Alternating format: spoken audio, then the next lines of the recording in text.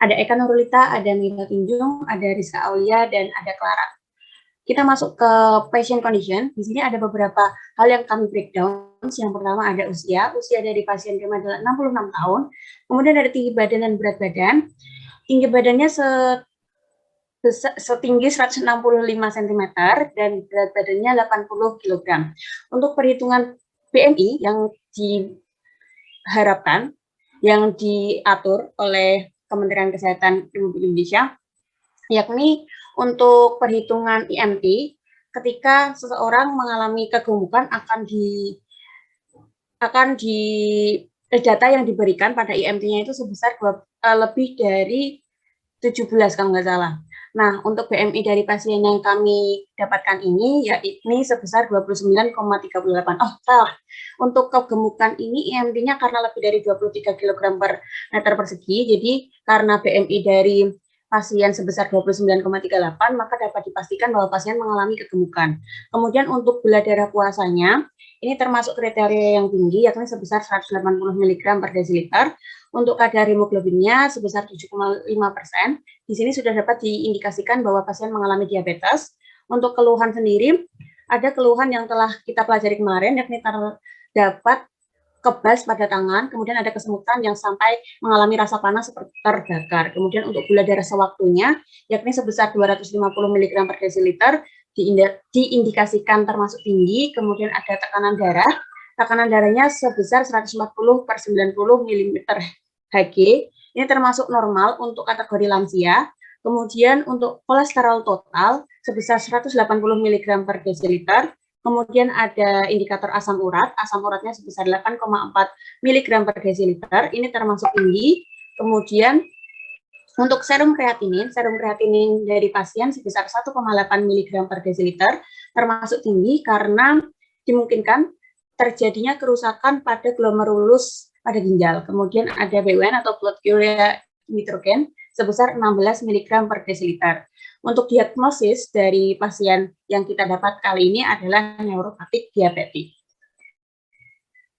Lanjut, bisa dilanjutkan oleh Aci. Ya, selanjutnya yaitu mekanisme neuropati diabetik. Jadi, bagaimana diabetes dapat menyebabkan neuropati diabetik?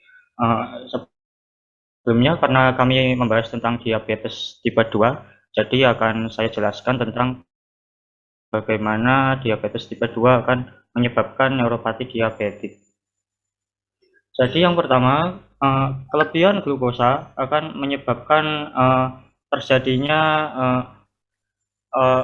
kelebihan glikolisis. Glikolisis kemudian menyebabkan elektron transport overload yang menyebabkan menghasilkan reaktif oksigen spesies yang menimbulkan DNA damage dan retikulum endoplasma stres. Kemudian selain itu, kelebihan glukosa menyebabkan menginduksi terjadinya inflammatory signal sehingga terjadi inflamasi yang dapat menyebabkan kerusakan sel. Selain itu, selanjutnya karena pasien mengalami dislipidemia, jadi ada kelebihan trigliserida, kelebihan LDL, berkurangnya HDL, dan kelebihan free fatty acid. Maka kelebihan free fatty acid itu akan menginduksi inflammatory signal. Kemudian kolesterol yang teroksidasi karena terjadinya oksidatif stres tadi menghasilkan oksisterol. Oksisterol diketahui dapat menyebabkan kerusakan pada sel saraf sehingga menyebabkan irreversible damage atau kerusakan yang tidak dapat dikembalikan. Kemudian selanjutnya yaitu terjadinya insulin resistance pada sel saraf terutama. Jadi peran insulin untuk sel saraf itu untuk menginduksi terjadinya pertumbuhan dan survivabilitas sel saraf melalui jalur PI3K dan AKT. Terjadinya ketidakseimbangan pada jalur ini menyebabkan terjadinya kerusakan pada sel saraf dan berkurangnya survivabilitas sel saraf. Next. Selanjutnya itu ada komplikasi yang diderita oleh pasien diabetes. Nah, jadi komplikasi yang bisa diderita oleh pasien jika gula darahnya tidak terkontrol, selain dari neuropati adalah jantung koroner dan nefropati atau kerusakan ginjal. Nah, untuk jantung koroner, kadar glukosa yang tinggi itu bisa meningkatkan viskositas darah. Nah, meningkatnya viskositas darah ini bisa memicu jantung untuk bekerja lebih keras. Selain itu, tingginya glukosa ini bisa diiringi dengan meningkatnya kadar lemak yang menempel di dinding pembuluh darah, sehingga berdampak pada penyempitan pembuluh darah dan aliran darahnya menjadi terganggu. Nah, pada pasien ini bisa mengalami komplikasi jantung koroner karena gula darahnya itu tinggi. Pada gula darah puasanya itu sebesar 180 mg per dl, sedangkan gula darah sewaktunya 250 mg per dl. Nah, itu tuh keduanya itu melebihi batas normal. Nah, selain itu, faktor pemicu dari jantung koroner ini adanya riwayat hipertensi yang sudah dialami oleh pasien sejak umur 62 tahun dan riwayat keluarga.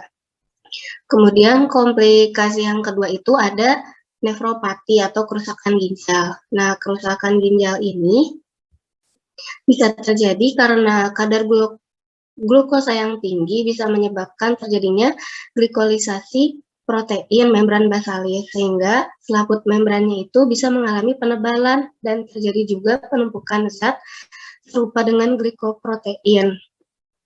Nah, jika dibiarkan, kapiler-kapiler pada glomerulus ini akan terdesak dan aliran darahnya menjadi terganggu, sehingga menyebabkan glomerulosklerosis serta hipertrofi nefron. Nah, pemicu pasien ini bisa mengalami nefropati karena kadar serum kreatinina itu tinggi, yaitu sebesar 1,8 mg per dl. Nah, jadi memungkinkan terjadinya kerusakan glomerulus pada ginjal. Padahal nilai serum kreatinin ini untuk usia lanjut yang normal adalah sebesar 0,6 sampai 1,2 mg per dl. Lanjut. Oke, terima kasih Kak. Selanjutnya untuk terapi yang telah dialami pasien, yakni diberikan obat Norvas, kemudian ada HCT dan metformin serta Acarbose. Untuk obatnya sendiri, untuk Norvas itu termasuk calcium channel blockers. Obat ini tuh untuk mengobati gejala hipertensi yang dialami oleh pasien. Kemudian ada obat hidroklorotiazid atau HCT.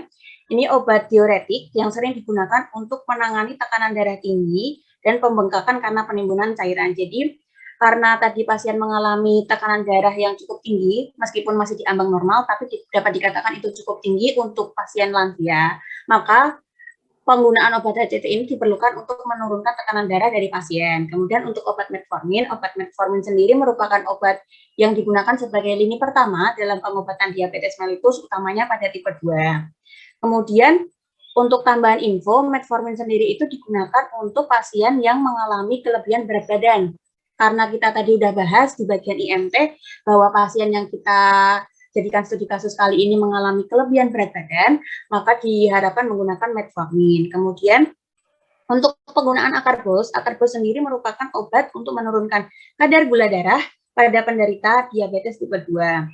Kemudian next, untuk terapi yang disarankan, karena kami juga mendiskusikan beberapa hal terkait penggunaan metformin, jadi metformin menurut kelompok kami itu mengalami kontraindikasi dengan pasien yang mengalami penyakit ginjal atau kerusakan pada ginjal, sesuai dengan yang dikatakan oleh Eka sebelumnya bahwa serum kreatinin pada pasien ini cenderung tinggi, maka dapat dikatakan bahwa terjadi kerusakan glomerulus pada ginjal, sehingga dapat dikatakan pengobatan metformin sendiri bukan tidak bisa digunakan, tapi alangkah baiknya diiringi dengan obat yakni SGLT2. Contohnya adalah SGLT2 inhibitor. Contoh dari obat SGLT2 inhibitor yakni ada canagliflozin, dapagliflozin, dan empagliflozin. Selain itu, karena pasien mengalami diabetik neuropatik, dapat kita lihat untuk pengobatan sebelumnya yang telah diresepkan oleh dokter, di sini belum ada obat yang merujuk pada pengobatan atau pengobatan untuk nyeri yang dialami oleh pasien. Nah, untuk pengobatan yang dapat diberikan kepada pasien atau terapi yang diberikan kepada pasien ini bisa menggunakan antikonvulsan. Contohnya adalah gabapentin, pregabalin, topiramate, ataupun oxcarbazepine. Ini untuk dosisnya sekitar 75, 300, atau 600 mg per hari. Ini untuk mengatasi gejala nyeri yang dialami oleh pasien. Next. Oke. Terapi yang kita sarankan tidak serta-merta hanya sekedar memberikan saran, tetapi di sini ada yang namanya algoritma pengelolaan diabetes mellitus tipe 2 di Indonesia. Di Indonesia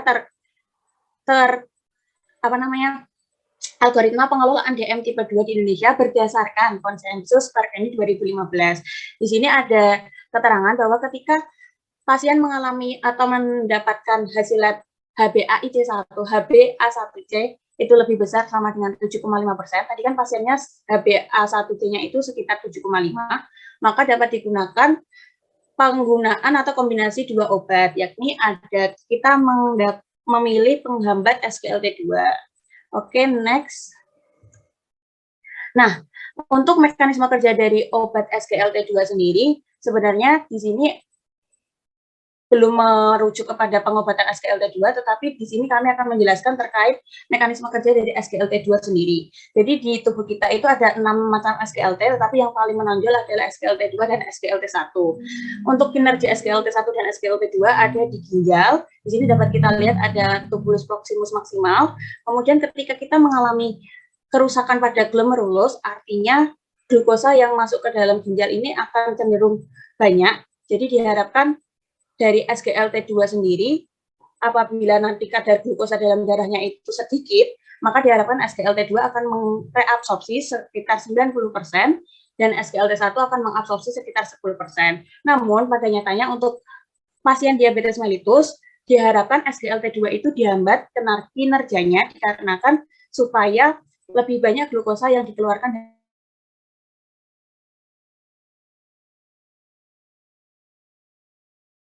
ketika glukosa dalam tubuh itu banyak yang dikeluarkan pada diabetes mellitus tentunya itu akan memberikan efek yakni penurunan berat badan kepada pasien. Terus lanjut. Oke, untuk pengobatan menggunakan SGLT2 inhibitor ini ada beberapa dosis. Di sini ada canagliflozin. Ini starting dose-nya ini kan lebih kecil daripada maintenance dose-nya. Hal ini dikarenakan untuk beberapa pasien diharapkan dosisnya itu disesuaikan dan untuk maintenance dose-nya itu lebih tinggi daripada starting dose supaya terapinya itu bisa berjalan dan memberikan efek. Kemudian di sini ada EGFR. EGFR ini nama lain atau kemarin saya membaca jurnal itu terkait EGFR itu hampir sama dengan serum kreatinin. Kita ketahui bahwa serum kreatinin dari pasien itu sebesar 1,8, maka dari itu pengobatan dengan canagliflozin atau dapagliflozin atau empagliflozin ini bisa diterapkan. Kemudian untuk canagliflozin ini biasanya dipilih karena di sini juga bisa memberikan efek SGLT1 inhibitor, sementara DAPA sama EMPA itu tidak. Oke, untuk mekanisme kerja SGLT2 inhibitor, di sini dia akan bekerja di SGLT2 sesuai dengan yang saya jelaskan terlebih dahulu. SGLT2 sendiri bekerja dengan menyerap 90% atau melakukan reabsorpsi glukosa yang masuk ke dalam ginjal sebesar 90%. Maka diharapkan untuk pasien diabetes mellitus diberi SGLT2 inhibitor supaya tidak terlalu banyak kadar gula yang diserap ke dalam darah. Dan diharapkan banyak gula yang keluar dari tubuh. Oke, lanjut. Silakan, Ica. Oke, untuk monitoring, seperti yang diketahui, Kemenkes itu kriteria pengendaliannya ada sedang, baik, dan buruk. Nah, karena usia pasien ini di atas 60 tahun, yaitu 66, maka di sini menggunakan pengendalian diabetes tipe sedang. Nah, di sini glukosa darah puasanya sekitaran 110 sampai 125, sedangkan glukosa darah 2 jamnya itu 145 sampai 179. Untuk HbA1c itu ada 6,5 sampai 8%, dan kolesterol totalnya ada 200 sampai 239, yang LDL 100 sampai 129, dan HDL-nya tuh di atas 45. Sedangkan trigliseridanya itu sekitar 150 sampai 199.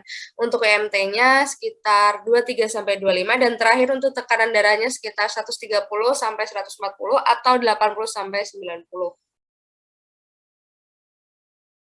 Next.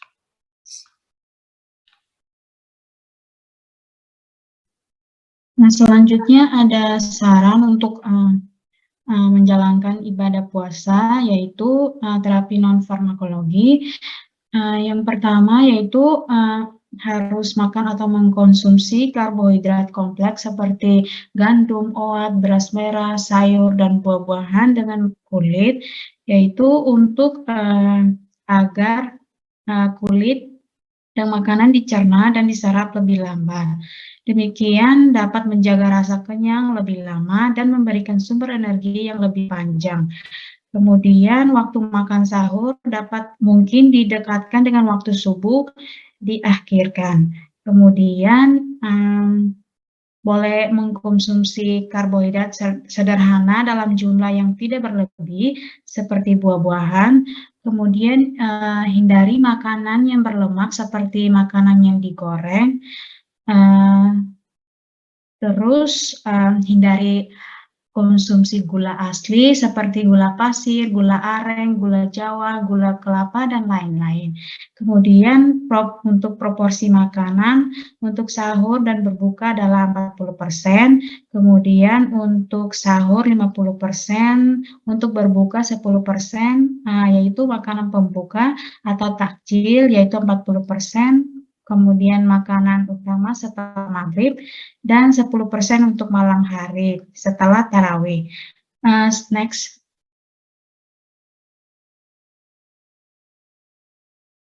Selanjutnya terapi farmakologi untuk aturan pakai obat diabetes, yaitu untuk ibadah puasa, yaitu untuk mengkonsumsi obat metformin pada tidak puasa, yaitu tiga kali sehari segera atau sesudah makan.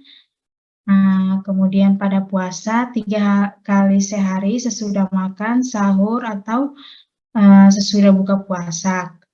Selanjutnya makan bose yaitu sama yaitu 3 kali sehari bersama suapan pertama pada pagi, siang, dan malam. Pada kondisi puasa sama yaitu 3 kali sehari bersama suapan pertama pada saat makan sahur, saat buka puasa, dan sesudah tarawih sebelum tidur. Next.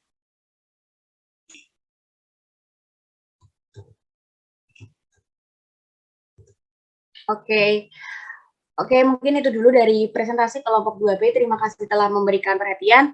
Mungkin saya kembalikan ke moderator. Wassalamualaikum warahmatullahi wabarakatuh. Baik, terima kasih untuk kelompok 2B. Mungkin untuk kelompok 2A bisa mulai menanggapi apabila ada tambahan atau ada sanggahan. Waktu untuk tanggapan 5 menit ya. Untuk kelompok 2A, saya persilahkan.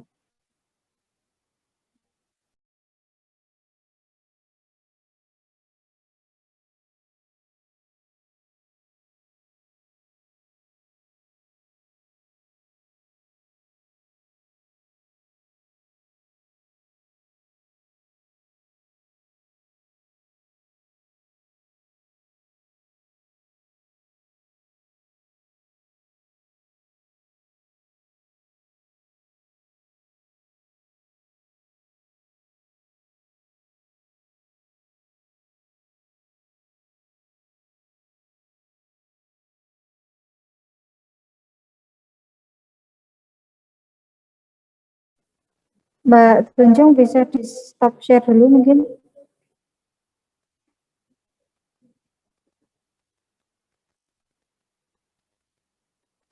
Ampun Bu Yeni. Share screen ke Zoom.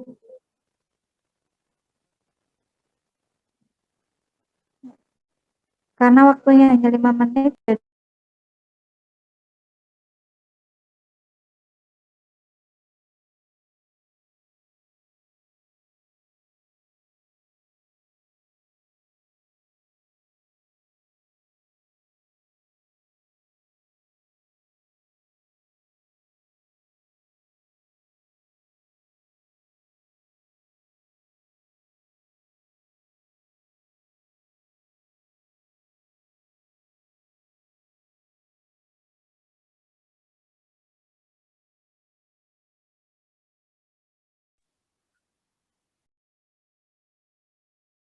Baik, terima kasih.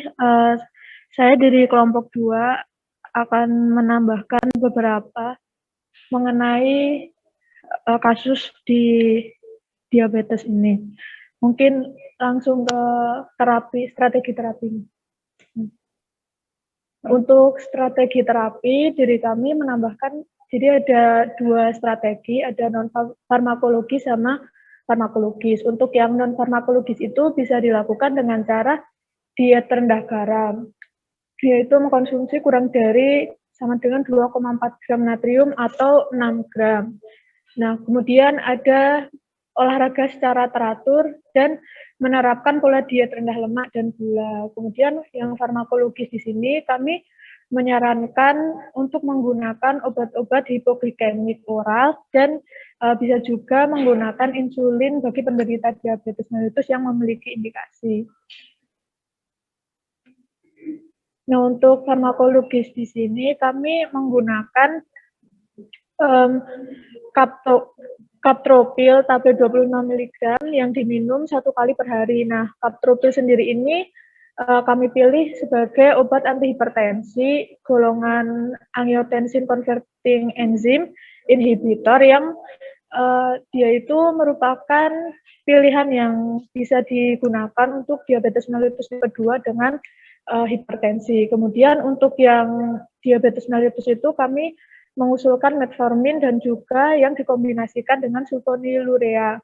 Untuk metformin ini seperti yang dijelaskan di 2B tadi bahwa penderita atau pasien itu kan mengalami gangguan di ginjalnya. Nah, kenapa di sini kami tetap mengusulkan metformin karena ada dari FDA itu mengatakan bahwa untuk diabetes mellitus yang dia itu mengalami fungsi ginjal ringan atau sedang itu masih bisa menggunakan metformin sebagai pengobatannya, itu berdasarkan yang kami baca seperti itu. Jadi di sini kami tetap menggunakan metformin, cuma kami mengganti kombinasinya itu dengan sulfonylurea. Nah, dalam penggunaan kombinasi kedua obat tersebut itu juga harus memperhatikan asupan makanan yang dikonsumsi, karena kalau misal menggunakan kombinasi obat ini secara jangka panjang itu dapat menyebabkan hipoglikemia dan keluhan terkait saluran pencernaan. Seperti itu. Mungkin itu dari kelompok kami. Dari yang lain mungkin ada tambahan.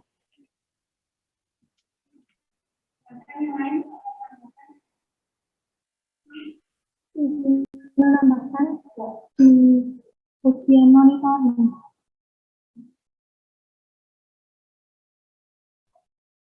Di bagian monitoring ada penambahan untuk pemantauan nefropati diabetes. Pada penderita diabetes harus dilakukan pemantauan terhadap penyakit ginjal kronis atau CKD. Albumin urin dan kreatinin serum perlu diperiksa.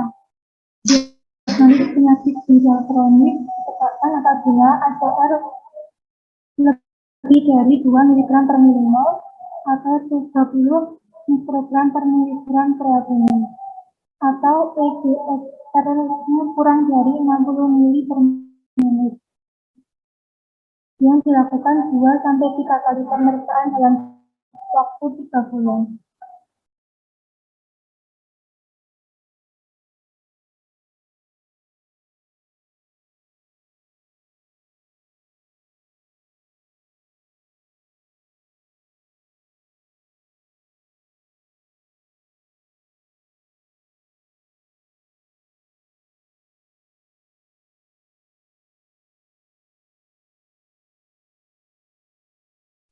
Baik, terima kasih.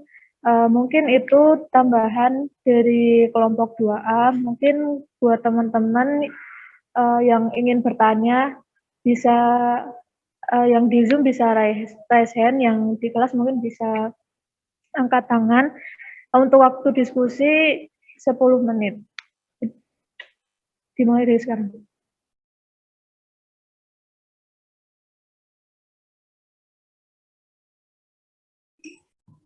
Permisi moderator, sebelumnya apakah saya bisa menanyakan terkait beberapa hal untuk kelompok 2A?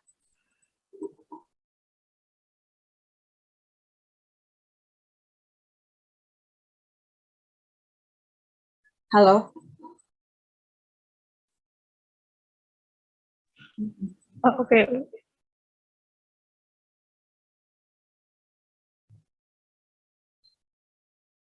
Maaf, Pipit, suaranya putus-putus tadi. Boleh atau enggak jadinya? Baik, Tunjung, mungkin tanggapan dari kelompok lain terlebih dahulu. Nanti kalau misalnya dari kelompok lain sudah, nanti dari kelompok 2B bisa menambahkan atau menanggapi. Terima kasih. Iya, terima kasih, Pipit. Semangat.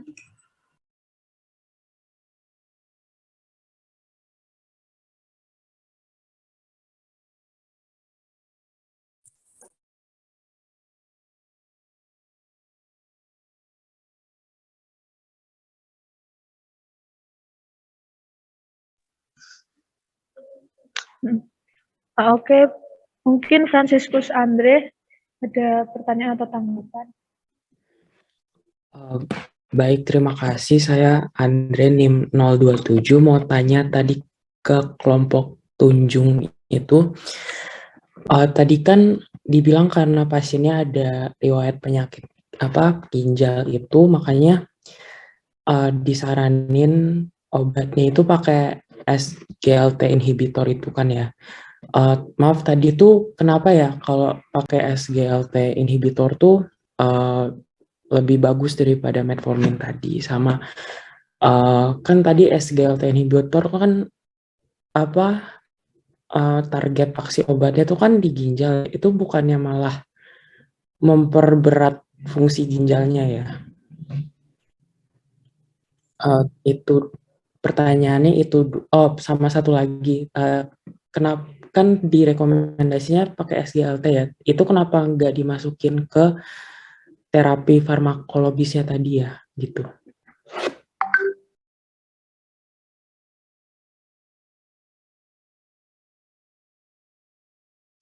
Baik, terima kasih Andre atas pertanyaannya. Mungkin untuk kelompok 2B bisa menjawab pertanyaan dari Andre. Oke, terima kasih moderator atas waktunya. Di sini saya mau meluruskan terkait apa yang saya sampaikan tadi. Sebenarnya itu bukan penggantian metformin dengan SGLT, tetapi kombinasi antara metformin sama SGLT, karena metformin sendiri ketika kita sudah memberikan kepada pasien kadar gula darahnya masih tinggi, maka kalau misalnya kita gantikan, otomatis kemungkinan besar gula darahnya akan semakin tinggi. Maka kami putuskan untuk metformin itu kita kombinasikan dengan SGLT2. Untuk alasan kenapa kita menggunakan SGLT2 inhibitor, sesuai dengan yang disetujui oleh FDA pada bulan Maret 2013, canagliflozin atau salah satu jenis dari SGLT2 inhibitor itu digunakan bersama diet dan olahraga untuk meningkatkan kontrol glikemik pada orang dewasa dengan diabetes mellitus tipe 2. Nah, di sini penggunaan SGLT2 itu bukan untuk memperberat fungsi ginjal, karena pada dasarnya pasien telah mengalami kerusakan pada glomerulus, maka diharapkan ketika SGLT2 itu masih berjalan atau tidak dihambat kinerjanya atau fungsinya, maka dikhawatirkan pasien akan mengalami penyerapan dari glukosa dari ginjal, karena ginjal sendiri juga berfungsi dalam proses penyerapan glukosa pada darah.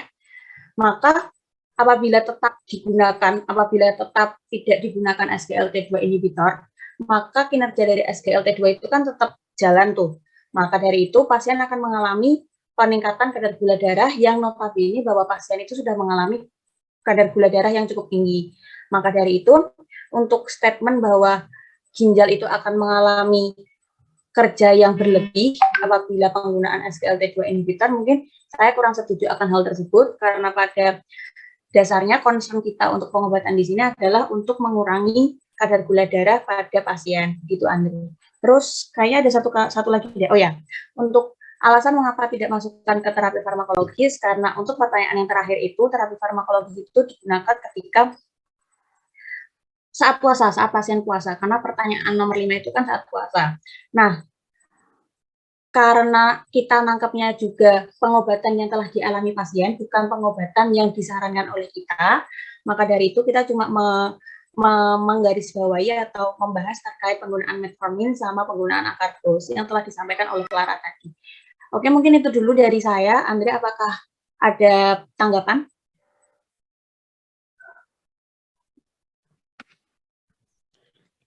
Baik, izin masuk. Baik, terima kasih atas jawabannya, sudah lebih paham. Oke, terima kasih Andre. Saya kembalikan ke moderator. Baik, terima kasih. Mungkin dari teman-teman yang lain ada pertanyaan atau tanggapan, bisa raise hand ya.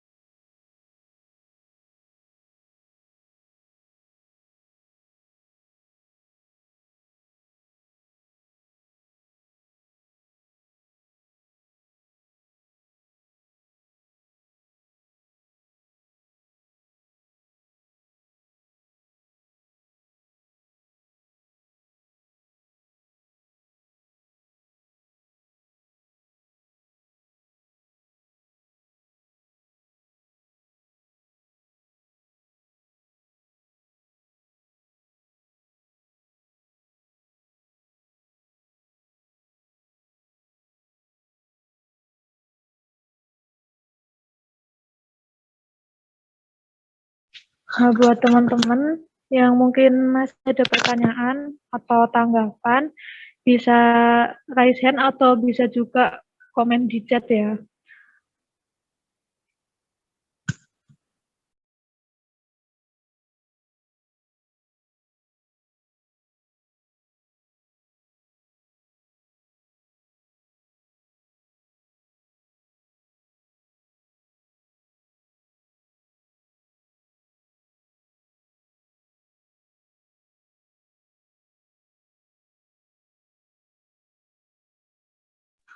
Mungkin kalau dari teman-teman belum ada, mungkin Tunjung tadi untuk pertanyaan yang di awal itu mungkin bisa ditanyakan sekarang.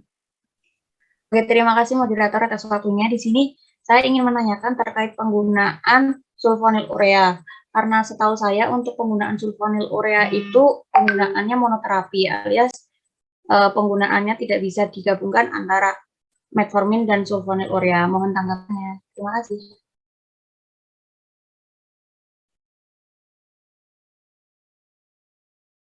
Baik, terima kasih. Mungkin kepada kelompok 2A bisa menanggapi pertanyaan dari Tunjung.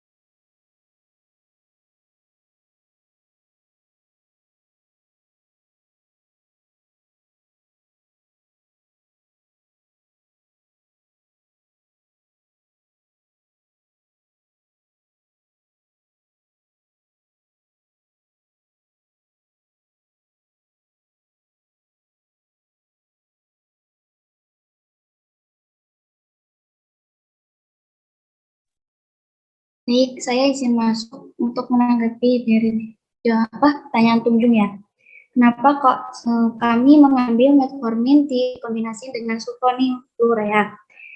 Di sini sulfonylurea nanti akan membantu memperbaiki sekresi dari insulin. Lalu kami perbaiki resistensinya dengan menggunakan metformin. Dengan adanya kombinasi kedua obat anti-diabetik ini akan menargetkan kelainan utama DMT2. Seperti itu.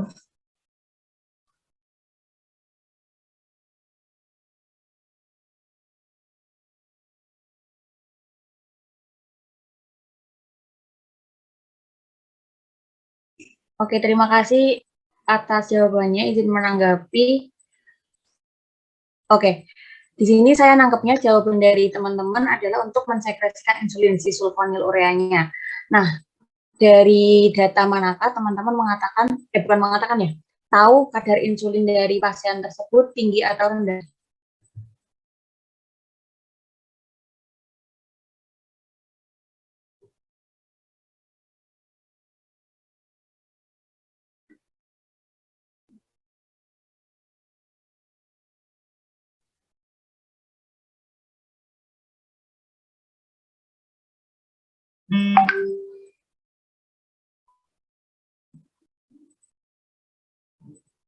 Halo, apakah jelas pertanyaan saya? Apa kurang jelas?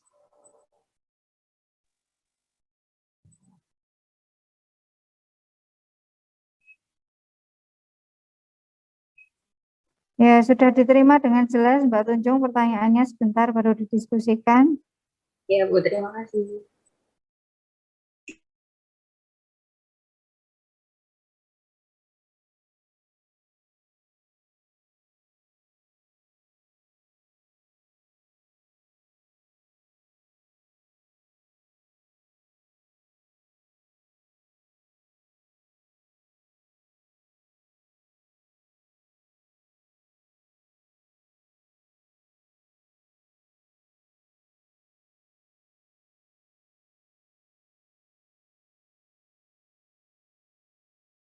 Kami melihat data dari itu, HB1AC-nya kan 7,5%. Di situ kan dikatakan persentasenya tinggi, dan untuk normalnya kan hanya 7. Kalau di data tadi 7,5.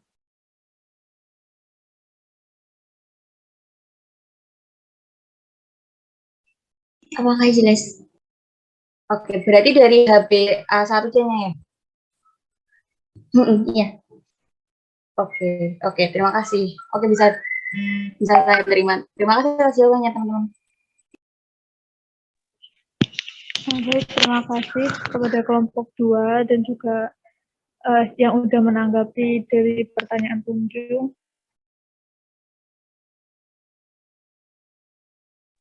Mungkin untuk sesi diskusi dicukupkan sekian.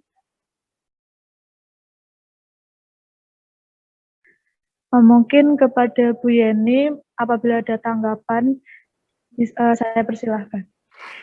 Oke, baik Mbak Moderator ya. Jadi kasus ini ya, terutama yang di kelas saya tanya, kasus ini itu sebenarnya spesifiknya itu pasiennya ini kenapa sih?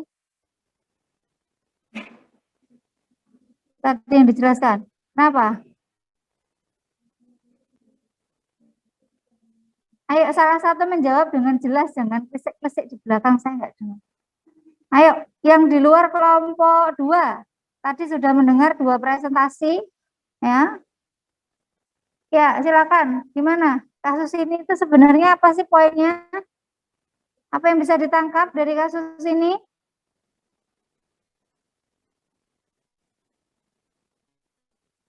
Halo, ini ada orangnya nggak ya?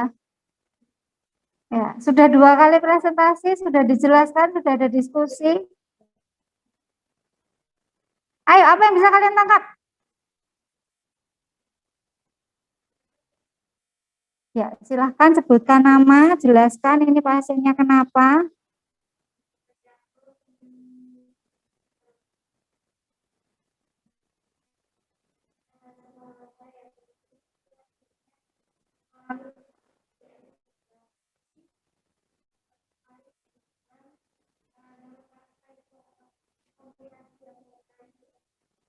Oke, ya. Ada yang menjawab ini adalah pasien DM tipe 2 dengan komplikasi neuropati. Mungkin yang di Zoom ada yang mau menambahkan? Sebenarnya poinnya pasien ini apa sih? karakteristik atau kondisinya pasien ini bagaimana sih di luar kelompok 2? Silakan, ada yang mau menambahkan?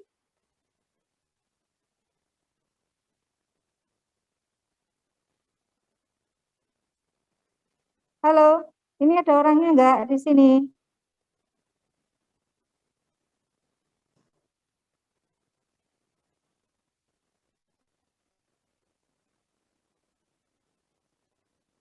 Mbak Yasmin. Nggih, Bu. Oke, silakan Mbak. Ini pasiennya ini pasien DM yang bagaimana yang Anda tangkap? Menurut saya di sini diabetes dengan komplikasi neuropati, Bu. Selain itu, apalagi kondisi pasiennya ini?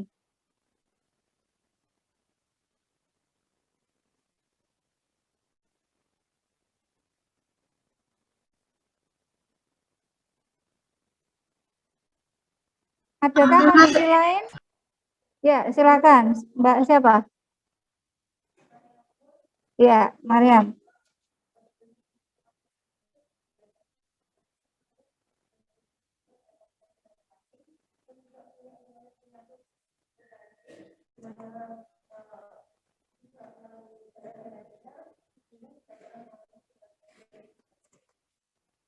Oke.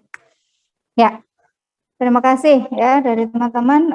Tolong setiap kali nanti kita belajar kasus itu dicermati dulu kondisi dari pasiennya. Sebenarnya problemnya itu apa? Kalian bisa membuat list. Tadi sebenarnya dari kelompok 2 ya, kelompok 2B tadi sudah disampaikan. Oh, ini adalah pasiennya ini DM tipe 2. Terus kondisinya kenapa? Ada perhitungan BMI yang menunjukkan di sana bahwa pasiennya kenapa? Obesitas. Kenapa itu saya tanyakan? Karena penentuan obat antidiabetika oral untuk pasien obes dan non-obes itu berbeda. Ya, itu berpengaruh terhadap pemilihan obat DM-nya. Jadi kondisi itu harus kita ketahui. Nah, tadi ada tambahan lagi. Apa? Oh, pasiennya ada hipertensi, tekanan darahnya tidak terkontrol, dia sudah rutin menggunakan obat tensi. Nah, ada apa lagi tadi disampaikan juga oleh kelompok 2B bahwa oh ada peningkatan kadar serum kreatinin.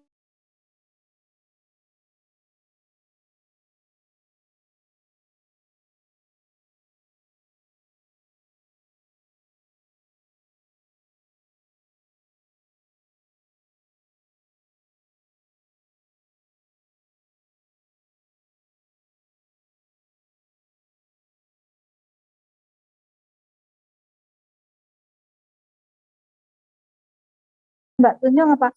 EGFR yang itu bisa dihitung dengan konversi ya kita hitung adalah clearance kreatinin.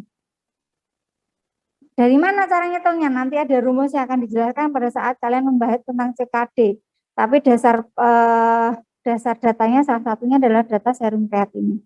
Ya, jadi itu tadi sudah disampaikan ya bahwa ada tadi ini arahannya adalah ke komplikasi ya, tadi sudah tepat sekali ya. Oh, komplikasinya nanti mengarahnya ke sini karena kondisinya pasien seperti ini. Oke, nah yang mau saya sampaikan di sini terkait dengan pilihan obat tadi. Terima kasih Mas Andre tanggapannya tadi cukup bagus, kritis ya menanggapi kenapa kok SGLT2 inhibitor gitu ya. Nah, mungkin dari kelompok 2B juga sudah disampaikan ya bahwa memang SGLT2 itu ya secara studi itu disampaikan bahwa dia memberikan keuntungan untuk menurunkan resiko kerusakan ginjalnya. Supaya apa? Kan tadi kan dia supaya glukosanya diserap itu enggak terlalu banyak. Nah, karena toksiknya kan karena glukosa yang terlalu tinggi itu. Nah, kemudian ya berikutnya lagi terkait dengan kombinasi sulfonylurea dan metformin. Ya, tolong dibaca lagi ya. Sulfonylurea itu yang pertama dia kurang direkomendasikan untuk pasien geriatrik. Yang kedua, terutama ini ya, terutama glibenclamid ya. Kalau yang lain beberapa masih digunakan. Kemudian yang kedua, kombinasi sulfonylurea dan metformin itu meningkatkan resiko hipoglikemia lebih tinggi. Ya. Oke, jadi itu yang perlu diperhatikan. Jadi kalau menyarankan obat, dilihat kondisi usia pasien, dilihat kondisi dia obes atau tidak. Sulfonylurea itu efek samping lainnya selain hipoglikemia adalah dia berisiko meningkatkan berat badan. Jadi malah weight gain, jadi saya akan semakin obes. Oke, kemudian poin berikutnya dari kasus ini yang saya tanyakan adalah terkait dengan bagaimana pasien ini ketika nanti puasa. Gitu ya. Nah ini kondisi real nanti yang bisa kita temui pada saat pasien di DM di lapangan gitu ya. Nah ini sebenarnya ada terkait dengan penjadwalan minum obat. Ya. Kalau memang memungkinkan pasien itu diberikan obat yang dia itu tidak terganggu jadwal minum obatnya dengan kondisi puasanya, maka itu lebih kita prioritaskan. Nah, tadi kan pilihannya kan pasien obes itu salah satu terapi pilihannya adalah metformin. Nah, kemudian kita harus berpikir, bisa nggak metformin ini kalau pasiennya kan di awal dia diresepkannya itu sama dokter sudah 3 kali 500 mg. Artinya apa? Artinya dia harus dapat dosis setidaknya itu 1.500 mg. Nah, bisa jadi di sini kita apa?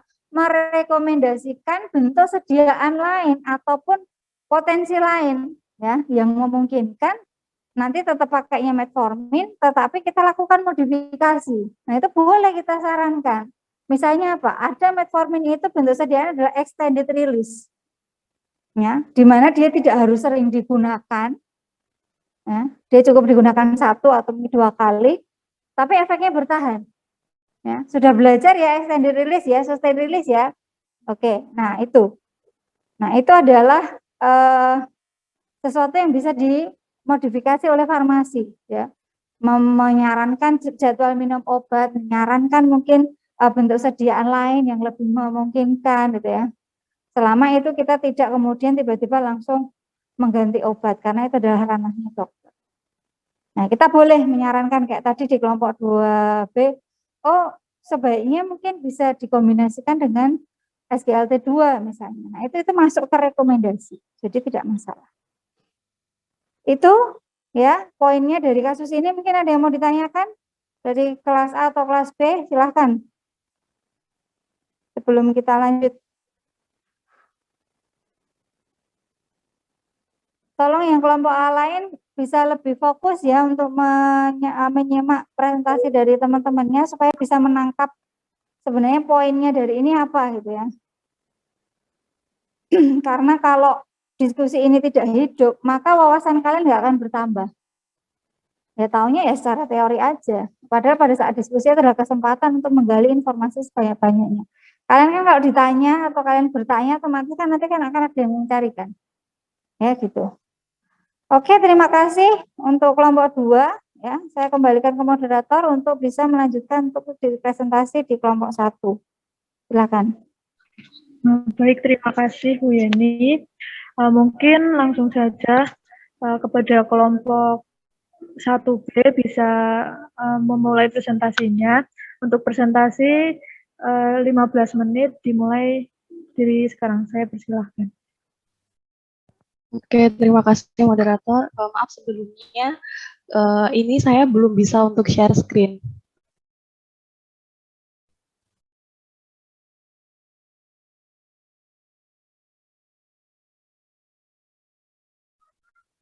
Baik, terima kasih Bu Yeni.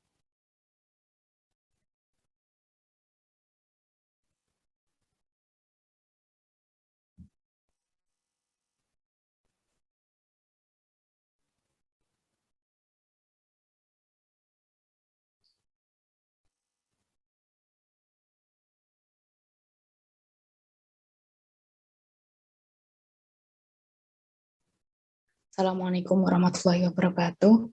Kami dari kelompok 1B akan mempresentasikan hasil diskusi kami tentang studi kasus mengenai diabetes mellitus gestasional. Anggota kelompok kami ada Dinda, Diahanin, Indah, Konita, dan Vidya. Lanjut. Case study-nya yaitu pasien usia 32 tahun dengan tinggi badan 155 cm dan berat badan 78 kg. Sedang hamil usia 24 minggu dengan yang merupakan kehamilan pertama, belum pernah melahirkan maupun keguguran. Pasien tersebut melakukan pemeriksaan rutin antenatal care ke dokter spesialis kandungan. Kemudian keluhan yang dirasakan pasien adalah mudah haus, mudah capek meskipun tidak melakukan aktivitas fisik yang berat dan sering buang air kecil. Dokter melakukan pemeriksaan USG dan pemeriksaan penunjang lainnya. Dari pemeriksaan yang dilakukan diperoleh tanda vitalnya. Yang pertama, tekanan darahnya 130/80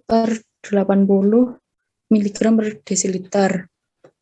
Dari hasil pemeriksaan lab, hasil tes toleransi glukosa oral awal yaitu 200 mg per desiliter, hemoglobin 12 gram per desiliter, sel darah merahnya 4.600.000, sel darah putih 9.000, platelet 200.000, dan tes HBsAg non-reaktif, tes HIV non-reaktif.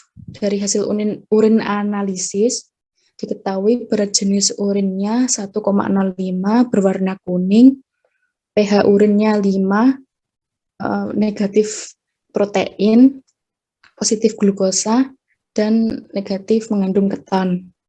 Dari hasil USG diketahui bahwa berat janin melebihi normal. Diagnosisnya yaitu diabetes mellitus gestasional. Lanjut. Pertanyaan pertama, apa tanda dan gejala yang menunjukkan diabetes mellitus gestasional? Tanda dan gejala yang menunjukkan pasien mengalami diabetes mellitus gestasional yang pertama adalah ibu hamil dengan usia kandungan 24 minggu. Diabetes mellitus gestasional ini terjadi pada ibu hamil, dan tes diabetes mellitus gestasional ini biasanya dilakukan pada usia kehamilan 24-28 minggu pada wanita hamil yang sebelumnya tidak diketahui menderita diabetes. Yang kedua adalah mudah haus atau polidipsi. Selanjutnya, mudah lelah meskipun tidak melakukan aktivitas fisik yang berat. Terus sering buang air kecil atau poliuria. Dan dari hasil pemeriksaan tadi diketahui bahwa hasil TTGO atau tes toleransi glukosa oral awal adalah 200 mg per desiliter, di mana hasil tersebut berdasarkan screening dan diagnosis diabetes mellitus gestasional oleh American Diabetes Association pada prosedur 1 langkah dan 2 langkah.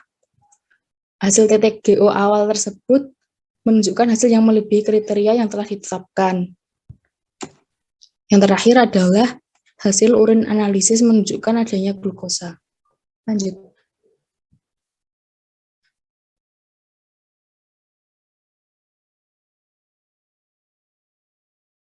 Berikutnya adalah patofisiologi dari DM gestasional yang ada pada pasien. Next. Jadi alasan utama kenapa pada ibu hamil itu dapat terjadi DM gestasional itu karena peningkatan hormon progesteron, estrogen, human placenta lactogen, dan kortisol yang merupakan antagonis insulin. Biasanya hormon placenta lactogen ini meningkat secara drastis pada minggu ke-20.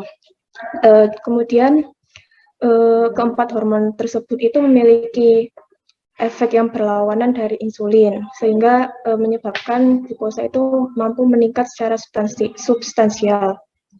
Wanita dengan kapasitas mensekresi insulin yang memadai dapat mengatasi resistensi insulin hamil ini dengan mensekresi lebih banyak insulin endogen untuk mempertahankan glukosa darah normal. Wanita dengan cadangan pankreas yang kurang memadai tidak dapat memproduksi insulin yang cukup untuk mengatasi peningkatan resistensi insulin dan menyebabkan intoleransi glukosa yang kemudian menyebabkan terjadinya diabetes mellitus gestasional.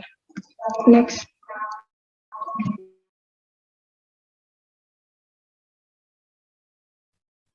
Baik, selanjutnya mengenai pengobatan pada pasien diabetes mellitus gestasional, ini dapat dilakukan dengan 2 cara, yaitu terapi non-farmakologi dan terapi farmakologi.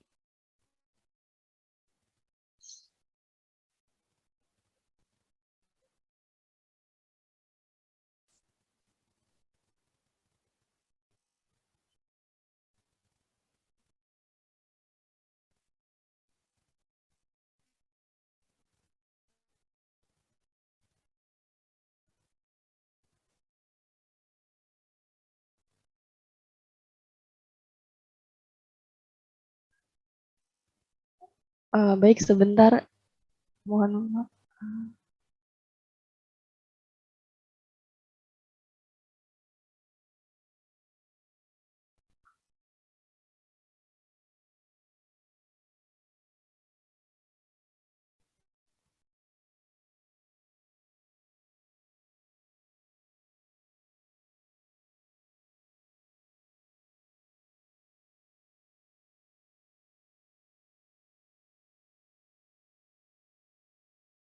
Mohon maaf sebelumnya karena ini ada kendala di share screen saya, maka share screen akan di backup oleh Dia Hanin.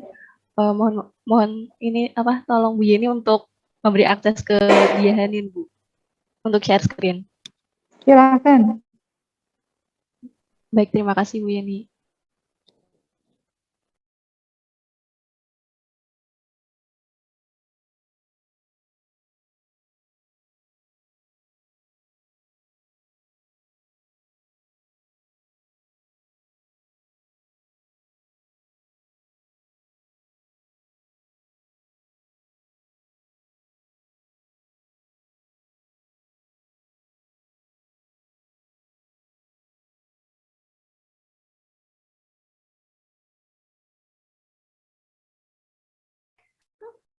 Baik, mohon maaf karena ada kendala tadi. Izinkan saya melanjutkan mengenai pengobatan pada pasien DMD stasional, yaitu yang pertama dengan cara terapi non-farmakologi. Next.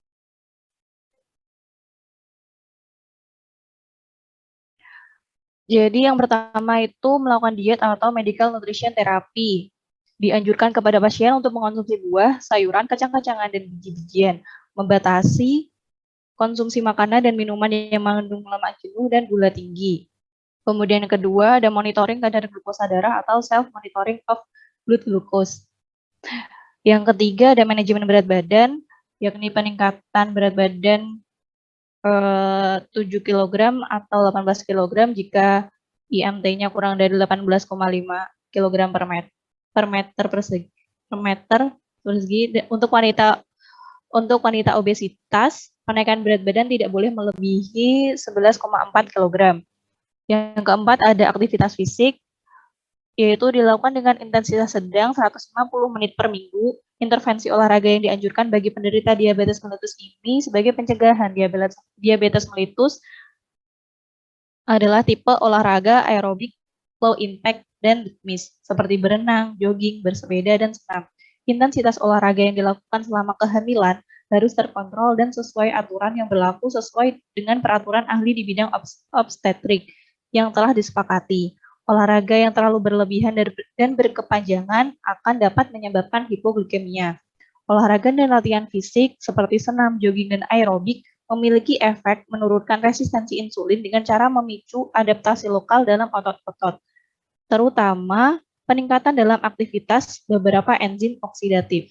Perubahan aktivitas enzim akan bekerja bersamaan dengan peningkatan kapilaritas dari otot yang aktif. Kapilaritas yang meningkat dan waktu difusi yang pendek dihubungkan dengan peningkatan dalam sensitivitas insulin, sehingga hal ini dapat menurunkan resistensi insulin. Selanjutnya ada terapi non-farmakologi.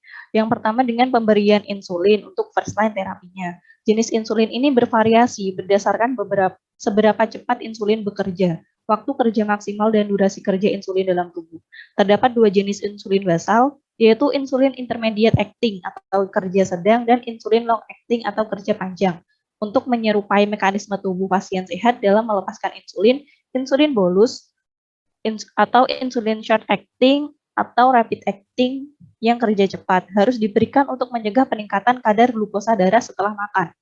Insulin yang dapat diberikan yaitu insulin kerja pendek seperti Humulin R, insulin kerja sedang seperti Isofen atau insulin kerja cepat seperti Aspart dan Lispro. Terapi insulin ini dapat diberikan dengan pertimbangan apabila target glukosa pada pemantauan kontrol glikemik diabetes mellitus gestasional selama 1-2 minggu tidak tercapai atau kontrol glikemik yang semakin tidak terkontrol. Efek samping yang dapat disebabkan penggunaan insulin yaitu ada kenaikan berat badan, hipoglikemia, ruam, dan pembengkakan di tempat suntikan. Yang kedua, yakni pemberian obat antidiabetes oral. Contohnya metformin. Metformin ini merupakan antidiabetik yang aman digunakan untuk wanita hamil karena tidak melintasi plasenta. Penggunaan metformin dapat mengurangi bayi lahir dengan kondisi makrosomia dibandingkan terapi insulin. Namun, hasil tersebut tidak menunjukkan perbedaan yang signifikan. Penggunaan metformin dapat mengurangi terjadinya neonatal hipoglikemia secara signifikan dibandingkan insulin. Hal ini disebabkan metformin bekerja dengan menghambat produksi glukosa hati, sehingga kadar gula darah ibu tidak mengalami peningkatan dan tidak memicu produksi insulin dalam tubuh bayi. Dosis metformin yang digunakan yaitu 850 mg per 2 kali sehari. Next. Kemudian yang keempat ada edukasi bagi pasien DM gestasional. Next. Yaitu yang pertama, pada saat kunjungan antenatal, pasien perlu disarankan untuk melakukan pemeriksaan screening gula darah. Lalu kemudian selama kehamilan, dokter perlu terus mengedukasi pasien untuk menjaga pertambahan berat badan yang ideal dalam masa kehamilan. Pertambahan berat badan sebaiknya 0,5 sampai 2,5 kg pada trimester pertama dan 500 gram setiap minggu pada trimester kedua dan ketiga. Jenis makanan dan jumlah kalori perlu diperhatikan juga, khususnya pada pasien yang memiliki faktor resiko mengalami diabetes gestasional. Kemudian pasien juga perlu diedukasi mengenai pentingnya screening ulang kadar gula darah pada usia kehamilan 24 sampai 28 minggu. Kemudian pada pasien dengan riwayat diabetes gestasional juga dianjurkan untuk memberikan ASI eksklusif kepada bayinya untuk membantu penurunan berat badan pada saat postpartum dan menurunkan resiko progresi menjadi diabetes mellitus tipe 2.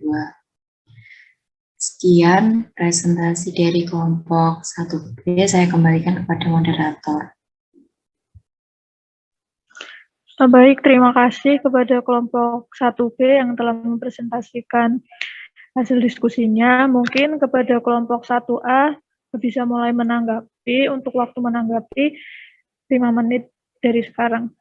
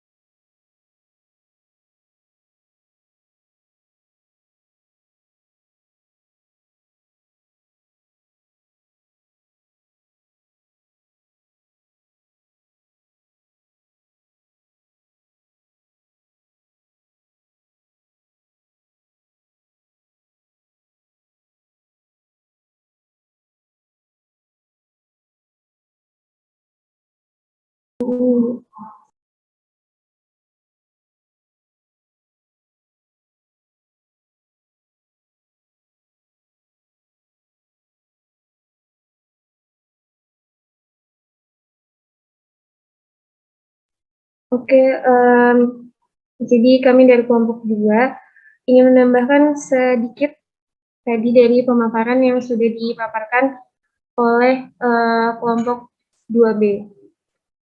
Yang pertama yang akan saya sampaikan yakni tentang terapi.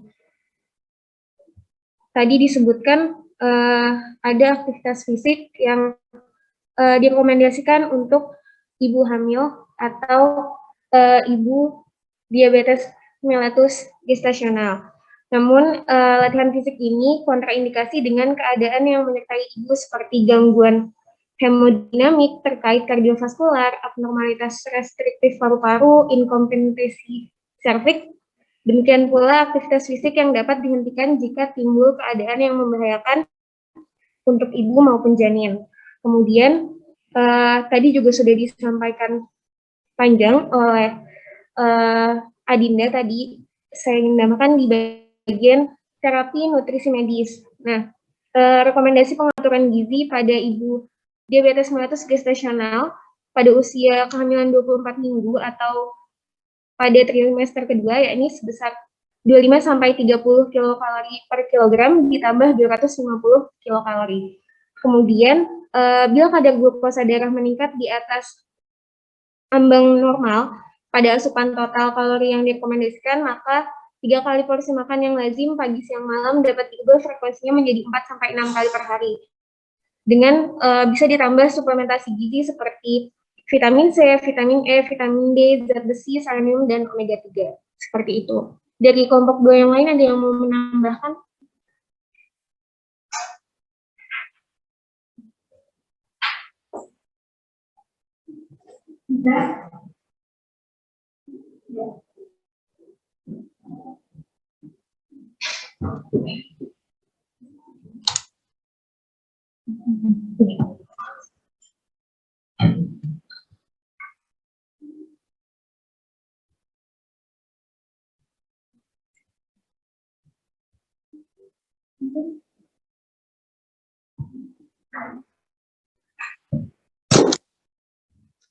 Baik, jadi saya akan menambahkan mengenai patofisiologi dari diabetes gestasional.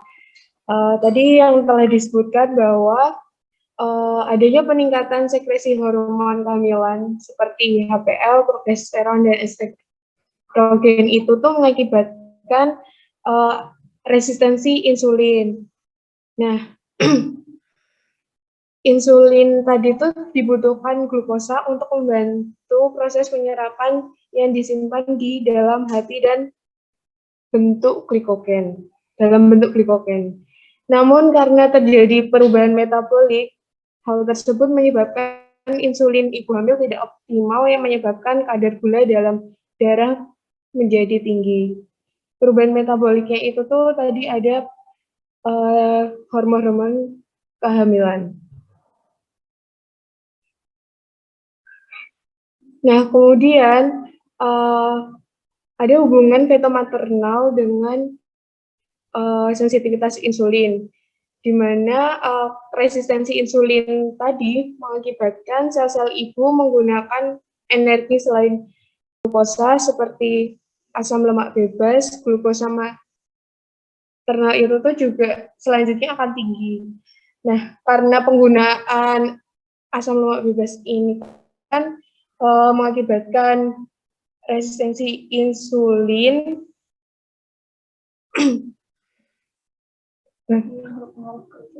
Yang selanjutnya juga berpengaruh ke janin.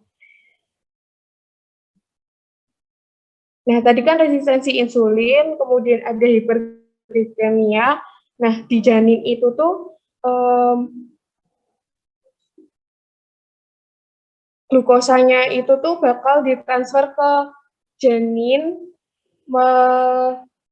melalui difusi sederhana. Nah, karena di janin itu tuh ada peningkatan glukosa, insulin di janin itu tuh juga akan meningkat. Ketika insulin di janin itu tuh meningkat, pasti kan ada peningkatan ambilan glukosa. Nah, jadi di janin itu glukosanya juga meningkat. meningkat, kemudian itu bisa menyebabkan bayi yang lahir dari ibu diabetes gestasional itu tuh bisa bobotnya lebih besar seperti itu. Seperti yang telah ada di studi kasusnya di hasil USG bahwa berat janin melebihi normal. Terima kasih.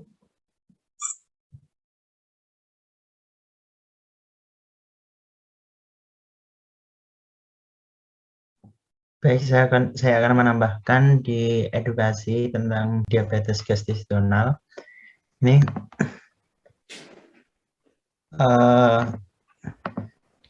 edukasi pasien diabetes gestasional itu dilakukan ketika seperti yang disampaikan oleh kelompok sebelumnya tadi, itu kan penambahan berat badan yang ideal.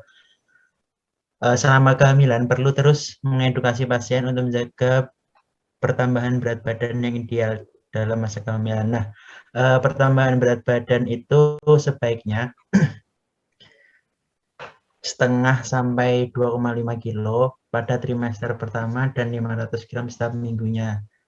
Sampai trimester ketiga. Nah, jenis makanan dan jumlah kalori perlu diperhatikan juga khusus pada pasien yang mengalami faktor resiko mengalami diabetes gestasional ini. Kemudian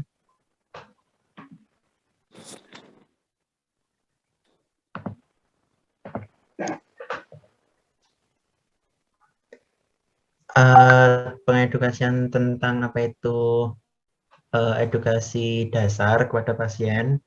Nah, itu faktor peningkatan resiko dan langkah apa yang harus dilakukan untuk mengurangi resiko DMG. Nah, itu perlu diketahui bahwa DMG itu kondisi kehamilan di masa resistensi insulin ibu menyebabkan hiperinsulinemia yang mengakibatkan peningkatan kadar glukosa darah. Nah, itu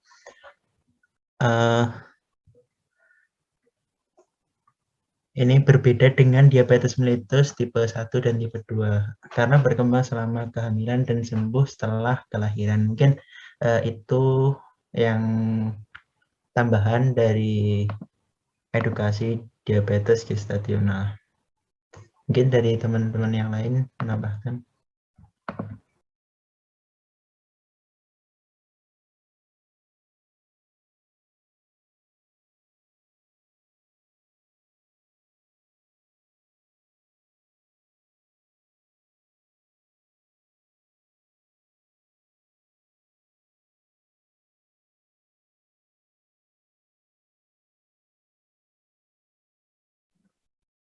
Untuk terapinya itu sama.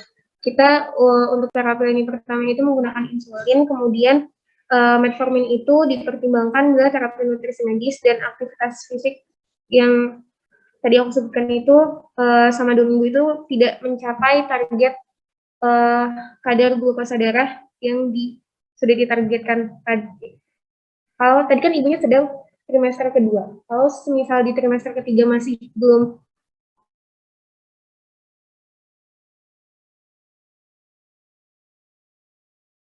Jadi yang direkomendasikan pertama adalah insulin yang ya. Ya, silakan.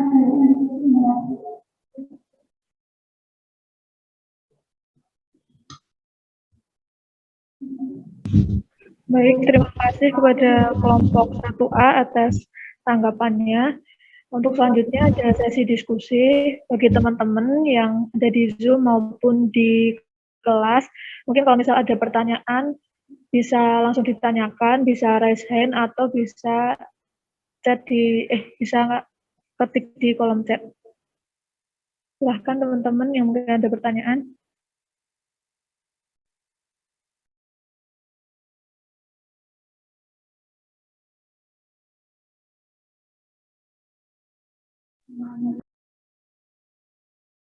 Baik, silahkan untuk Amalia Daryati. Saya persilahkan. Oke, jadi saya mau tanya, tadi kan disebutkan kalau glukosa itu akan berdifusi ke dalam janin, terus terus jadinya bisa jadi, maksudnya saat lahir bisa berat badannya itu di atas normal begitu kan.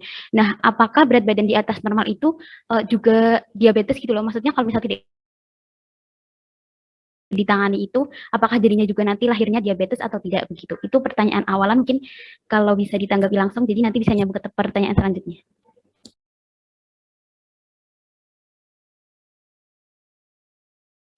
Baik, terima kasih kepada Mbak Amalia. Mungkin dari kelompok 1 bisa menanggapi.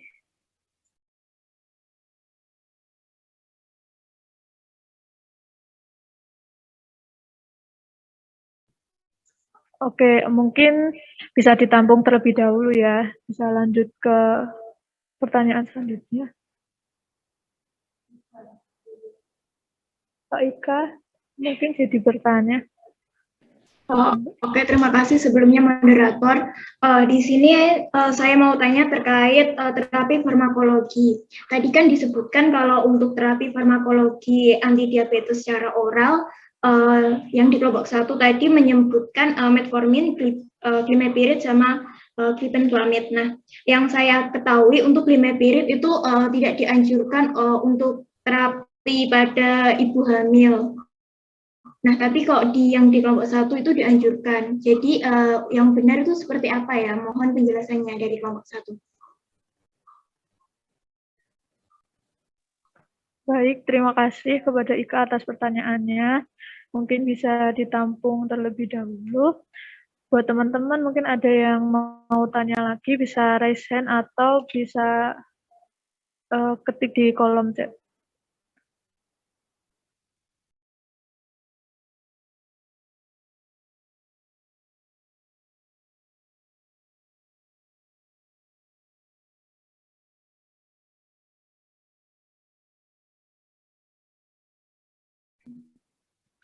Oke, baik. Mungkin Mariam Nur, silahkan.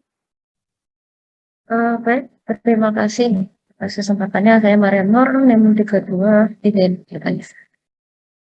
Mungkin ini agak sedikit nyambung dengan pertanyaannya Amal ya. Ini dari kasus yang sudah ada itu, janin ibu hamil ini tuh sudah berat badannya itu sudah melebihi normal begitu.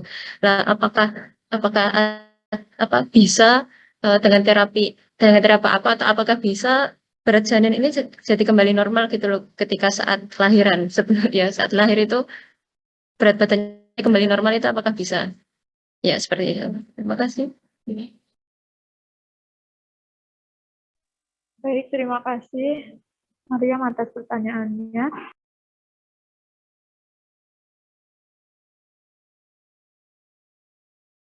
Mungkin kepada kelompok 1 bisa langsung menjawab pertanyaan dari teman-teman tadi. Baik, terima kasih moderator. Sebelumnya izin menanggapi pertanyaan Ika. Mohon maaf karena ada ini typo di PPT kami. Jadi memang benar glimepirid tidak dianjurkan untuk digunakan oleh ibu hamil. Terima kasih Ika untuk koreksinya.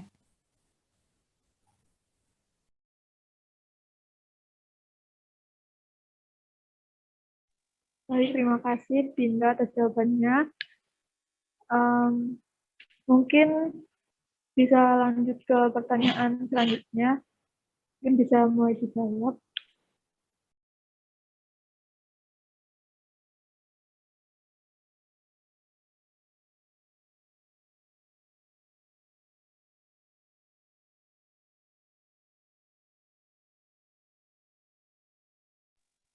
Mungkin yang menjawab bukan hanya kelas C ya, mungkin dari kelas 1A juga mungkin kalau misalnya mau menjawab, saya persilahkan.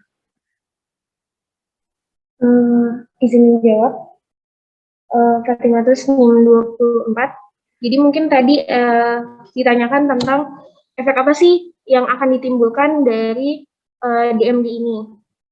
Mungkin saya sebutkan ada 2 kriteria dari sumber yang saya dapatkan, yang ini efek jangka pendek dan efek jangka panjangnya.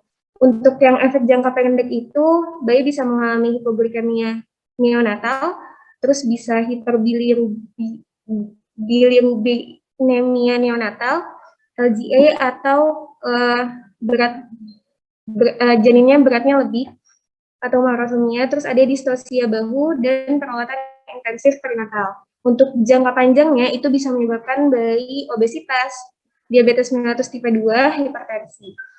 Seperti itu. Terus kalau untuk pasca kelahirannya, apa sih yang bisa dilakukan gitu untuk pasca persalinan? Benar. Nah, untuk pasca persalinan, bayi yang baru lahir dari ibu yang didiagnosa DMG itu langsung dilakukan pemeriksaan glukosa darah. Karena ini untuk mencegah hipoglikemia neonatal. Kemudian pemberian ASI juga dilakukan selama minimal 6 bulan untuk mengurangi resiko obesitas dan diabetes. Untuk ibunya sendiri harus diberikan edukasi mengenai manfaat menyusui karena dapat berguna untuk mencegah obesitas. Itu ada feedback mungkin, Mbak Amal? Oke, izin masuk. Berarti saat lahir itu malah bukan hiperglikemi, tapi malah hipoglikemi. Oke, berarti apakah itu mungkin mekanismenya saat, kan tadi glukosa masuk ke dalam janin, kemudian janin memproduksi insulin secara berlebihan. Nah, padahal glukosa dalam ibu tadi juga intake-nya banyak kan, maksudnya setelah dia hipoglikemi, kemudian dia mengambil glukosa dari ibu itu banyak, nah berarti itu langsung diimbangi gitu sama insulinnya.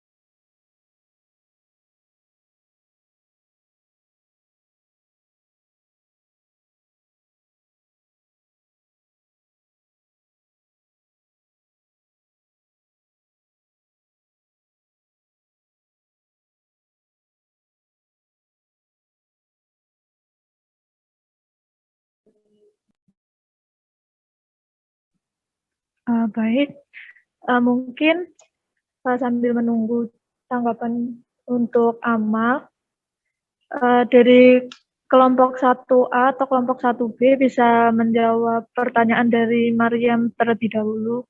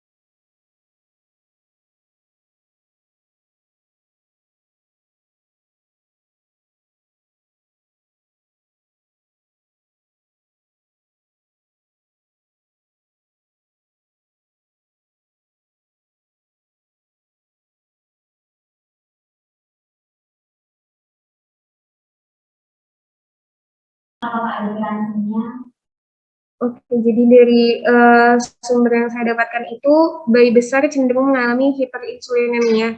Nah, karena ibu dikasih insulin terus, akhirnya dia bisa hiperinsulinemia, sehingga beresiko mengalami hipoglikemia di perinatal.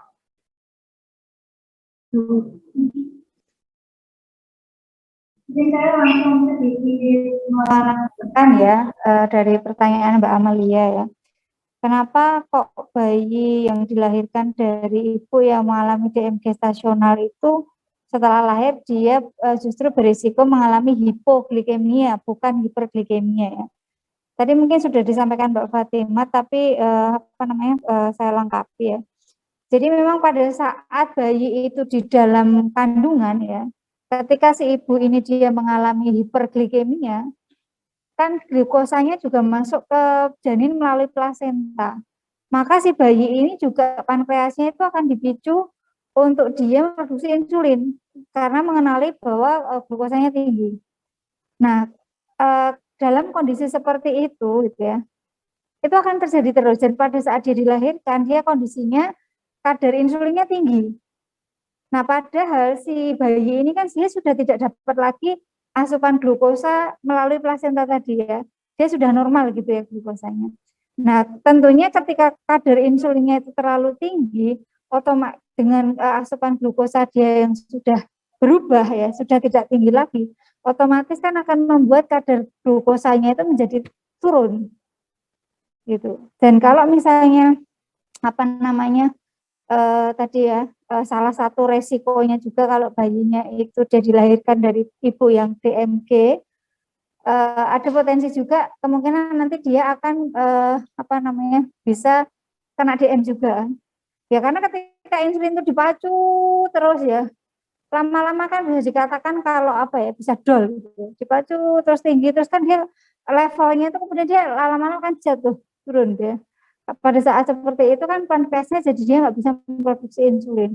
Nah, akhirnya dia jadi DM. Gitu. Nah, terus itulah kenapa pasien DM gestasional itu harus ditangani dengan tepat. Jadi nggak boleh dibiarkan. Gitu ya. Masih ada pertanyaan yang belum terjawab? Mbak Mariam ya? Oke, mungkin langsung saya tanggapi ya. Tadi ditanyakan, kalau bayinya sudah terlanjur besar terus gimana? Gitu ya. Oke, ya jadi kenapa pasien DM itu perlu diobati? DMG ini perlu diobati ya tadi ya. Bayi besar karena apa tadi? Ya karena glukosanya tinggi ya masuk terus ya. Maka caranya gimana supaya glukosanya itu nggak selalu tinggi masuk ke bayi? Ya ibunya diterapi ya. Membuat atau menjaga supaya kadar glukosa darah ibunya itu bisa kembali ke level normal. Nah, terus kalau bayinya sudah terlanjur tinggi, gimana? Nah, dengan cara menjaga asupan glukosa ibu, otomatis kan dia juga akan berpengaruh pada asupan glukosa ke bayi. Nah, dengan menjaga berat badan ideal ibu, itu akan membuat atau menjaga sensitivitas dari reseptor insulin. Nah, jadi dua seperti itu. Nah, kemudian ketika itu si ibu itu sudah terjaga, otomatis si bayi ini nanti juga dia akan mengikuti gitu ya. Nah, tadi disampaikan oleh kedua kelompok ya bahwa ada penambahan berat badan ideal setiap minggunya dari si janin ini ya. Awalnya mungkin ketika gula darahnya tinggi dia nambahnya cukup banyak itu ya. Tapi kemudian ketika itu sudah dijaga asupan glukosa, dijaga level kadar glukosanya, diharapkan penambahan berat badannya itu sudah tidak sebesar pada saat kadar glukosanya masih sangat tinggi. Tetapi memang tidak bisa kemudian terus dibuat bayinya ini lahir berat badan normal seperti bayi lainnya. Jadi kalau ibunya sudah kena DM, bisa dipastikan bahwa bayi ini pasti beratnya akan lebih ya dibandingkan dengan bayi ibu yang normal seperti itu. Jangankan DM tipe 2, kadang-kadang ibu normal pun kalau dia tidak bisa menjaga asupannya ya, kadar karbohidratnya berlebih, gulanya lebih, meskipun dia nggak DM, bayinya juga dia bisa akan berat badannya berlebih. Ya, tapi setidaknya faktor resiko ke tadi hipoglikemia, DM tipe 2 itu bisa kendalikan. Intinya seperti itu. Kemudian saya tambahkan lagi terkait dengan pemilihan obat ya. Tadi terima kasih sudah ditambahkan tadi terkait dengan pemilihan obat ya. Bahwa yang penting pada kondisi kehamilan itu ya terutama untuk pemilihan antidiabetika oral itu adalah kita harus ngecek pregnancy kategori risk. Apakah obat golongan kategori A, B, C, D atau X. Ya. Metformin itu masih termasuk golongan kategori B. Jadi masih bisa digunakan. Ketika memang tadi ya, first line terapi memang sampai saat ini semua guideline itu first line terapinya adalah insulin pada DM gestasional. Ya, tetapi memang pada 10 tahun terakhir ini metformin sudah mulai dicobakan digunakan dan ternyata juga itu memberikan efek yang bagus dari sisi safety juga itu masih aman sehingga beberapa klinisi itu ada yang sudah mulai menggunakan metformin ya meskipun itu bukan first line terapi. Oke, intinya kurang lebih begitu untuk DM gestasional ya. Jadi yang diperhatikan tidak hanya ibu ini nanti diterapi apa tetapi juga tadi ya pemantauan berat badan, kemudian pengendalian terapi nutrisi, itu juga adalah hal yang penting pada pasien DM gestasional. Ada yang mau ditanyakan mungkin dari kasus ini? Silakan di Zoom maupun yang di kelas kalau ada yang mau disampaikan. Sudah cukup clear dengan kedua kasus? Ya, mudah-mudahan ini bisa menambah wawasan teman-teman terkait dengan terapi DM ya, bahwa DM itu tipenya ada banyak, kita kemarin di teori sudah belajar, dan aplikasinya mungkin bisa kita temui di lapangan seperti kasus tadi ya, DM tipe 2 ataupun gestasional. Kalau DM tipe 1 kan sudah jelas pasiennya dikasih insulin. Memang yang seninya banyak itu adalah pada pasien DM tipe 2. Ya, karena terapinya nanti bisa berbeda-beda tadi, sebutkan ada yang pakai SGLT2, ada yang biguanid, ada yang sulfonylurea, bisa juga nanti ada yang thiazolidindia dan lain sebagainya. Nah, itulah yang nanti yang harus diperdalam oleh teman-teman. Kapan kira-kira kita sebaiknya menyarankan obat golongan ini ya. Tadi ya, lihat kondisi pasiennya. Ya, lihat karakteristik dari pasiennya. Oke, mungkin itu saja dari saya ya karena waktunya sudah molor banyak. Terima kasih untuk diskusi hari ini. Mudah-mudahan bisa bermanfaat menambah wawasan teman-teman ya. Kita lanjutkan lagi untuk minggu depan dengan topik tiroid ya. Dari saya cukupkan. Assalamualaikum warahmatullahi wabarakatuh. Waalaikumsalam warahmatullahi wabarakatuh. Terima kasih Bu Yeni.